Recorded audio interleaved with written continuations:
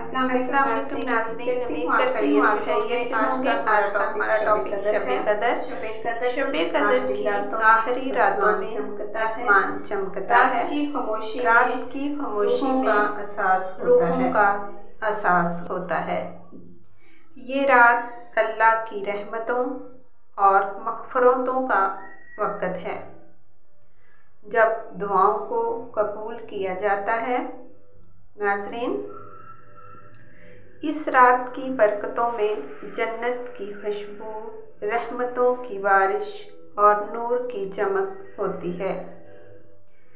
مسلمان اس رات کو ایمان اور عبادت کی سرگرمی میں گزارتے ہیں۔ ناظرین، ان کے دلوں میں خوشی اور امید کی روشنی چمکتی ہے، جو آئندہ سالوں میں بھی روشنی کا منبر بنتی ہے۔ ناظرین، امید کرتی ہوں آپ کو آج کا شب قدر پہ یہ ٹاپک پسند آیا ہوگا۔ السلام علیکم۔